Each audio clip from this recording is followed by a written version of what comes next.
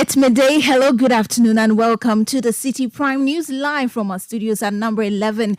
Dr. Martin Loop in Adabraka, Accra. My name is Ajwa Tinkrama Domina. Coming up in the next 30 minutes, political parties engage Electoral Commission on electoral calendar for the 2024 polls and other related matters. We'll take you live to the EC's old headquarters for more updates. Also coming up, who partners John Dramani Mahama as running mate for the 2024 general elections. We have updates for you as the National Executive Committee of the party meets on the selection today. Still in this package, controversy about renaming of Tamale International Airport to Yakubu Tali International Airport mount as Bewa's palace right to Akufo-Addo to rescind decision. Very soon, His Majesty, together with the President, will be meeting on this particular subject matter to discuss the way forward. However, His Majesty the Yana has proposed that the Tamale International Airport be named after Najoa. Yes, Najoa gave birth to the three kingdoms, that is Nigeria, Dagbang, and Nano. And later, as the 2024 Heritage Caravan enters day 5, we'll tell you how patrons are looking forward to overcoming their fears by touching crocodiles at the Paga Crocodile Pond.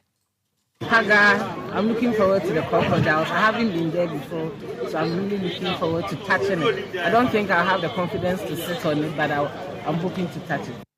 Please stay with us for details of these stories and more in the next 30 minutes. The bulletin is live on Facebook on Citi 97.3. We're also live on all our partner stations across the country. In the Western region, find us on Beach 105.5 FM in Takrady. In the Bono region, we're on Greener 95.9 FM in Sunyang. In the Ashanti region, this is Focus 94.3 FM in Kumasi. Orange 107.9 FM also in Kumasi. In the Volta region, you can find us on Revival 99.3 FM in Tajewu. In the Northern region, this is Radio Bimbila 91.9 FM. In the Upper East region, you can find us on Tanga 93.7 FM in Bolga. And in the Upper West region, to Song 97.3 FM in Wa and Jirapa 96.1 FM. Citi Prime News at 12 midday. Update you on all the running stories and connect you to the newsmakers. We are grateful for your company. Let's begin with IPAC, the Electoral Commission's Inter-Party Advisory Committee. That crucial committee is meeting this morning at the premises of the Electoral Commission. The purpose of the meeting is to address issues related to the December 7 elections, notably the electoral calendar for the polls. Among some of the people who we understand have arrived at the place are Director of Elections for the National Democratic Congress, Dr. Omane Boama, and the Director of Electoral Affairs for the Dr. Baumia campaign team, Peter McMenu. Let's go live now to the EC's old head office where my colleague Hansen Ajuman is stationed. Hansen, good afternoon. How is the meeting unfolding? Well, the meeting, as we understand, is underway. Deliberations are ongoing. And the view is that at the end of the day, they'll be able to finalize on certain aspects of the calendar. And as we know already, the Electoral Commission, through the media, made known aspects of the electoral calendar to the Ghanaian populace, which includes a new voter registration, an enhanced voter education exercise, replacement of voter ID cards, as well as how the structure of the election, that is, when polls are held on December 7th, they will need about 3 days to come out with the final results of the polls, and also maintaining the regional collation system that was used in the 2020 election. So to a large extent, what we understand is that the various political parties and stakeholders are having engagement on these items that were captured in the media publication concerning the electoral calendar for the commission. Again, another issue that we think may come up is the issue of the Ghana card, because the EC, the tentative schedule we have seen, is seeking to undertake the voter registration from May 7 to May 27. The EC has previously made known the fact that it's hoping to make the Ghana card the sole source of identification for the purpose of the registration. We know that the New Patriotic Party is in support of this idea, but the National Democratic Congress is bent on making the EC include the guarantor system because they think that the national ID will to a large extent disenfranchise some Kenyans from participating in the 2024 general election. Now, Hansen, before I let you go, when that media publication was made, there was issue about the transfer of votes that the parties raised, as well as the declaration of results within 3 days after the polls. Do you have any indication that these topics have been mentioned at the meeting? Well, what we know is that the entirety of the calendar will be subject to review. IPAC is an advisory body, and so what IPAC essentially will do is to make inputs into it, and then the commission will take a decision. Sometimes the decision that the commission will take will be communicated to members at IPAC, but often than not, the commission will just listen to the views as espoused by the representatives of the various political parties, and that will inform the commission on its final decision.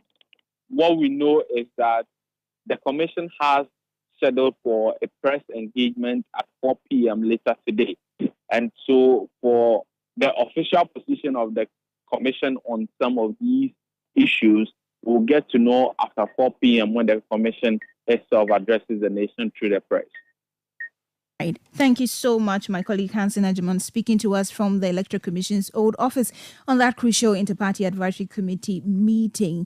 Away from that now, the overlord of the Dagbon traditional area, Yana Abubakar Mahama II, has expressed shock at the decision by President Akufo-Addo to rename the Tamale International Airport as Yakubu Tali International Airport. The president, in his State of the Nation address on Tuesday, February 27, disclosed that there are plans in place to rename the Kumasi International Airport and the Tamale Airport to Nana Ajiman Prempeh I International Airport and Yakubu Tali International Airport, respectively. Now, Yana Abubakar II added that the Bewa Palace has been inundated with calls and other forms of communications pleading that this proposal should be shelved. Speaking to City News, the public relations officer of the office of Yana Musa Yakubu says the Dagbon state prefers the airport to be rather named after Najua, the man under whose tenure the three kingdoms were created. When that pronouncement was actually made from His Excellency the President, His Majesty the Yana was shocked that he couldn't make consultation with him before making that pronouncement.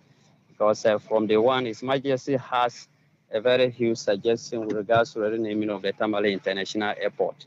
So that was why Yana's Palace was worried about the pronouncement. So he has officially right to him, drawing his attention to that particular naming of the Tamale International Airport. Currently, as we speak, the Office of the President has responded unofficially to Jawa Palace. And I think that very soon, His Majesty, together with the President, will be meeting on this particular subject matter to discuss the way forward. However, His Majesty the Yana has proposed that the Tamale International Airport be named after Najoa. Yes, Najoa gave birth to the three kingdoms, that is Nigeria, Dagbon, and Nano. So His Majesty is of the view that that particular airport be named after him so that it will be all inclusive. That is Musa Yakub. He speaks for the overlord of the Dagbon traditional area, Yana Abubakar Mahama II. Now, let's take you to the eastern region because yesterday Ghana held its 67th Independence Day parade in the region due to the regional rotation. Now, a number of incidents that usually characterizes the parade happened. One unfortunate thing we understand was recorded yesterday was that out of the number of people who collapsed due to the long hours of standing, one person has passed. Let's go to the region now and speak to our correspondent Neilni Amate Kanaku for more updates on this. Kanaku, good afternoon. Thank you so much for your time. What have you gathered so far after the parade yesterday? Thank you very much, Ajwa, and good afternoon to all our cherished listeners. So now, as we speak now, the National Ambulance Service in the Eastern region are still compiling the names and figures of a number of people who yesterday collapsed during the parade. As we speak now, one officer, military officer with the Ghana Air Force, who was part of a number of people who collapsed during the parade yesterday, has been confirmed dead. City News, our sources at the regional hospital confirmed it to us a while ago, and then the national ambulance also confirmed this unfortunate incident. They are working around the corner to ensure that his immediate bosses are notified on this particular sudden development. Now, yesterday, what happened was that the time for which the program was supposed to start delayed a bit in terms of the arrival of some key personalities who created the program. So even as at 4:30 a.m., the stands were almost getting full because a number of people trooped in because of the seating capacity. It's a 5,000 seating capacity, and the number of people who came to the place was very huge. So majority of people from all walks of life came very early, as at 4:30 a.m. All the stands were almost full. So people stayed in the sun for a very long time, just as those officers and then other school children who also took part in the parade. So during the parade, the course of the parade, you could see that people were falling off. They were just coming down. So it was a torrid time for the health department, who were in charge of these unfortunate incidents. So a number of them were rushed to the hospital, and as we speak now, confirmed reports say a military officer with the Ghana Air Force has passed on to glory. Very, very unfortunate situation there. But apart from the collapsing, what other incidents characterized yesterday's celebration that you can report on? So yesterday, some notable persons were not at the event. I don't know, we raised questions among people. I've had people even call me, reach out to me to find out if they were there. That is both former President, His Excellency John Ejekunkufo was not around. Speaker of Parliament was not seen also. Former President John Dramani Mahama was also missing. So there raised some concerns in the circles. People were asking because it's Ghana's independence, and since we are all one people, they were expecting to see these former presidents there as one of the issues which were being discussed after yesterday's ceremony. But by and large, it was a peaceful event right up to this morning that we are hearing the unfortunate incident of the military officer who has passed on. Very well. Thank you so much for those updates. Neil Niamata Kanaku is our Eastern Regional Correspondent. The news we have received is that one military person who was part of the people who collapsed during the celebration yesterday has unfortunately passed. But let's stay on the subject, this time in the northern region, because a total of 72 people also collapsed during the Independence Parade at the Tamale Jubilee Park on Wednesday. Those who collapsed included students, service personnel, and soldiers who are said to have suffered from severe dehydration from the harsh weather conditions that characterized the day. The students and personnel stood in the scorching sun for hours, and it is believed that that might have resulted in their collapse. As part of the paramedic staff tasked to render first aid at the Regional Independence Day Parade, the Northern Regional Boss of the Ghana Red Cross Society, Yakubu Amin Abukari, says all 72 people have since been resuscitated. Now, the parade was graced by the Northern Regional Minister Shaniel Hassan Shaibu, the mayor of Tamale. Away from that story to Parliament now, the Member of Parliament for Asawase, Mohammed Mubarak Muntaka, has raised concerns about the poor state of former members of Parliament. The MP contends that former MPs are often left to their fate in sickness as they do not retire on their salaries. He made these concerns known while eulogizing the former Member of Parliament for Pandai, Kwejo Teria, who died after a short illness. Nobody is thinking about children. Nobody is thinking about how the family are, the pain they are going through. They are just happily to replace you. So each of us who is sitting here, if you think you are this important, I'm reminding you, you are not important at all to anybody, including your own constituents. Let us build a family here. Let's be each other's keeper. Let's try to fight for a system that can protect us when we leave. We are not talking about doing money to us. If you are sick and you have served this chamber for even 4 years, why can't they still take care of you? Somebody who has served 20 years, they still couldn't take care of him. He has to lament to go back home and die. Today is Lokomo. Honorable Ogonmo. Who knows? Tomorrow it could be me. Who knows? It could be you. But we are not talking about the things that will protect each and every one of us beyond this chamber. Lastly, Mr. Speaker, like I said, I do not just want to raise this as an emotional thing. Mr. Speaker, have you thought for a while that aside this job, when you walk out, what will you be doing with your life? What will you be? You are lucky maybe you are a lawyer, so you could go and be giving people bail, at least for 80 to 90% of us sitting here. Those who are teachers, can you go back to the classroom? Especially when you have been in this chamber for 20 years, 16 years, 12 years, 8 years. Who will want to employ you? You heard the Member of Parliament for Asawase, Mohammed Mubarak Muntaka. You're still listening to the Citi Prime News. Still ahead, we'll tell you how patrons of the Heritage Caravan 2024 are looking forward to overcoming their fears by touching crocodiles at the Paga Crocodile Pond. Please stay for details. Citi Prime News at 12 midday. Updates you on all the running stories and connects you to the newsmakers.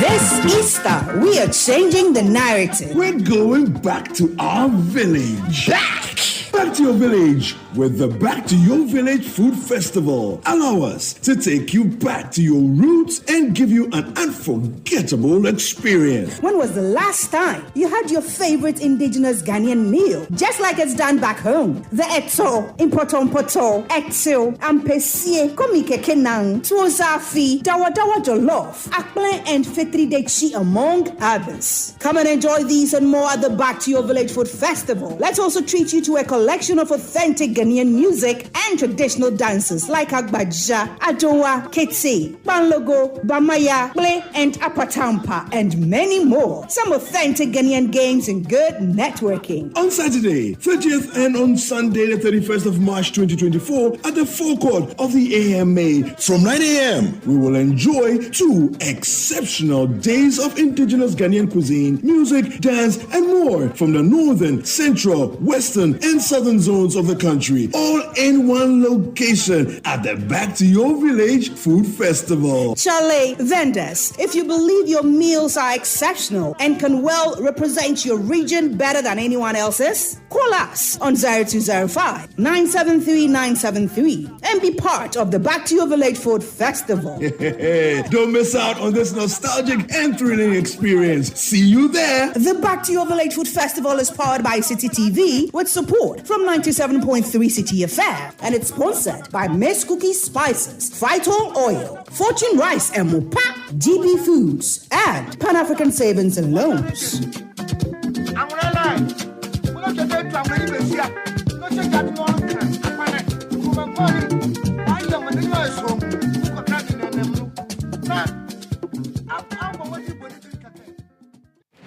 Citi Prime News at 12 midday. Updates you on all the running stories and connects you to the newsmakers. You're welcome back. The Deputy Director General of the National Sports Authority, Abdul Majid Bawa, has revealed that certain competitions for the 13th African Games will not be ticketed, but rather be free for spectators. 13,000 participants with 5,000 athletes are expected to participate in the 13th African Games happening in Ghana from March 8 to March 23, 2024. Majid Bawa, who doubles as the venue manager at the Boteman Sports Complex, made these revelations ahead of the opening ceremony of the Games happening tomorrow at the renovated University of Ghana Stadium. This is the very time that we have to show to the world that we love sports. And so I encourage everybody to at least participate in one or two of the. Go there with your numbers, go there with your family. It is not all the games that will be ticketed. Some of the games will be open. Those that will be ticketed are few. And so you can go there. A lot of other activities that there will be a fan zone at the Botema, there will be a fan zone at Legon. Whilst the competition is ongoing, children can be playing and enjoying themselves. So it's a nice place for us to be during the games. You heard the Deputy Director General of the National Sports Authority, Abdul Majid Bauer. Away from that, the project manager for Women's Voice and Leadership at Plan International Ghana, Theodora Sari, is urging the youth to join the advocacy for the passage of the Affirmative Action Bill into law. She emphasizes the commitment of individuals who initiated the bill and stresses the importance of youth participation in safeguarding the right of marginalized groups in Ghana. In her address at the Intergenerational Dialogue and Youth Forum, the project manager for Plan International, Theodora Sari, emphasized on how the youth can join advocacy for the Affirmative Action Bill. What I seek to see in today's meeting is that this gathering will go out of here with a renewed commitment and a heightened personal commitment to get involved in pushing for the passage of the bill. This is because, as I said already, there are some renowned women and men who have spent the greater part of their adult life and active life advocating for this. And so if we, the younger ones, sit on the fence, unconcerned and not concerned about how the results will be, we are being ungrateful to ourselves, we are being ungrateful to the older generation, and we are being ungrateful to the female child after us, because others have gone ahead of us to fight our fight. And we would rather want to sit and allow what to happen. I think we, as the younger ones, should gild our belts, go out there and add our voice to the passage of the bill. We don't want to be seen as ungrateful by the older generation. And so, as we go out of here, I said that let us keep the zeal burning, so that in our next gathering, when we gather together, That was a project manager for Plan International, Theodora Asari. Away from that now, over 200 individual families in Ghana are grappling with various forms of rare diseases. This emerging trend has prompted stakeholders to underscore the significance of increased awareness and early diagnosis for children to prevent severe outcomes. There's more in the following report by Citi News' Ya Wudinya, read by Fauzu Masawudu. Rare diseases, as the name suggests, are defined as any condition that clinicians are unable to diagnose early, affecting only a handful of the general population and having a wide range of symptoms. This may include, but is not limited to, Ehlers-Danlos syndrome, sickle cell disease, cystic fibrosis, Duchenne muscular dystrophy, and hemophilia. Hilda Gard, a mother whose son has been diagnosed with sickle cell, shares a story with Citi News. A child has sickle cell. And for me, I didn't know that he has sickle cell. Because growing up, when I did my electrophoresis, it came out that I am AA. So I knew right from the beginning that even if I have a man with the genotype SS, I can still have children free from any sickle cell. But the unfortunate thing was that my child was diagnosed with sickle cell. And when it all started, he was admitted at the hospital, and they said the level of the blood was down. So the doctor asked us to go and have electrophoresis for him. And when we did that, we realized that he has sickle cell. We didn't know. I myself, I was confused because I didn't know what to do. It came like a surprise or something to me. Disturbed by the diagnosis, Hilda took up the initiative of finding out the root cause of her son's condition. I wanted to know why it happened, so I had to go to Kolebu Sickle Cell Unit. I spoke to one laboratories there, Dr. Imoru, and then I spoke to one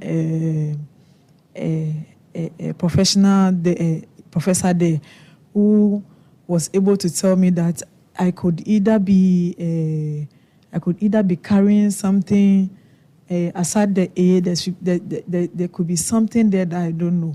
So he told me that we should go and do HPLC or HPA quantification.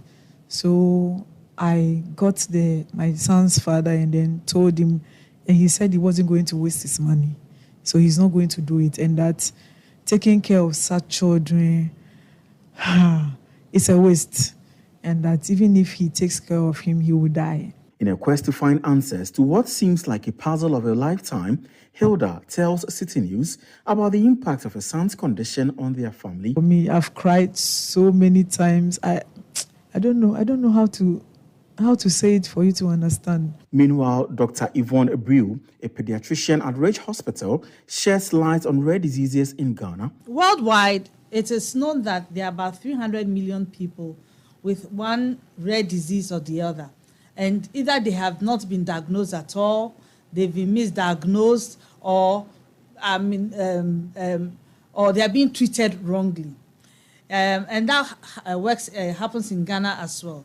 Dr. Brew, however, advocating for early diagnosis among children as it is crucial to curtailing its effects. And at the moment, we've had a few children whose genetic conditions are so rare in the world that it's really brought a lot of attention to Ghana because nobody knew that such a condition existed. And so that's the reason why we need to have rare disease. We need to discuss rare disease and know that people need to have a diagnosis for whatever condition they have. The Rare Disease Ghana Initiative is an NGO leading advocacy for persons living with undiagnosed genetic and rare disorders in Ghana. Samuel Ejewiafe, the executive director of Rare Disease Ghana Initiative, is also calling on the government to initiate a policy that focuses on addressing the myriad of challenges associated with rare disease treatment in Ghana. Diagnostic is still a challenge. Getting a diagnosis for rare diseases is very long, and in our setting, it might take forever to get a diagnosis. As the labs are not available, and as I mentioned earlier, the knowledge about the doctor also being limited on those diseases. And so what we have currently in place is a program that enhances access to diagnosis. The costs of managing rare diseases is very high, and when government is caught up in terms of priority setting and considering the small number of patients, they might not give the priority. But what we are asking for is equitable access. We are not saying they should leave everybody and focus on rare diseases. We are basically saying that let's pay attention, let's listen to their needs and find a solution to that. That report was filed by Citi News' Yawudinya and read by Fauzu Masaudu. Now, Day 5 of the Heritage Caravan 2024 begins with a trip to the Paga Crocodile Pond in the Upper East region. Patrons look forward to overcoming their fears by touching a crocodile. Let's go over to the phone lines and speak with our correspondent, my colleague Kennedy Chumesi, who is with them. Kennedy, we understand the patrons have already touched the crocodile. Yes, we touched the crocodile, and you should see the excitement from Caravanites with respect to that. Some have not ever touched a crocodile before. We just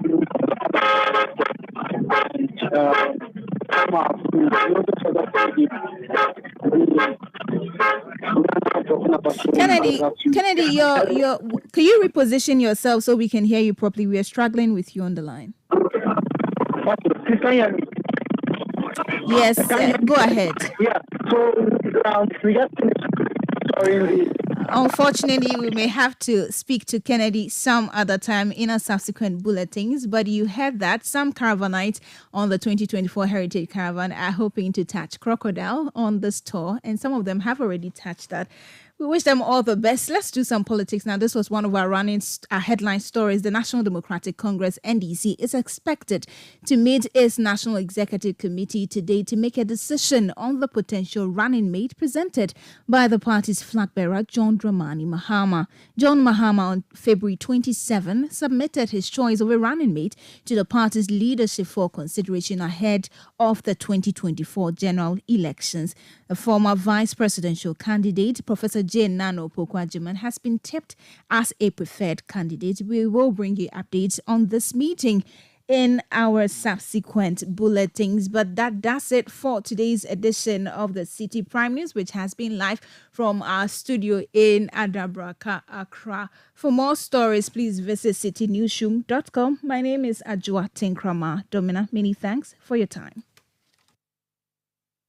Citi 97.3. More variety.